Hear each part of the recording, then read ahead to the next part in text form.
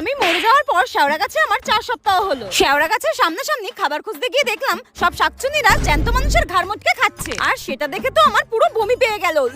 তারপর আমি ভাবলাম আমিও তো শাকচুন্নি হয়ে গেছি, আমি কেন ঘেন্না পাচ্ছি, আমাকে তো এগুলোই খেতে হবে। কোনো খাবার না পেয়ে আমি অন্যদিকে যাচ্ছিলাম, হঠাৎ দেখলাম আরো একটা শাকচুন্নি নতুন এসেছে, আর আমি তাকে জিজ্ঞাসা করলাম তুমি কি আজকেই মরেছো? সে ঘাড় নেড়ে জানায় হ্যাঁ আমি আজকেই মরেছি, তুমি কি আমার সাথে গল্প করবে? আমি মনে মনে ভাবি এর সাথে নাকি গল্প করব।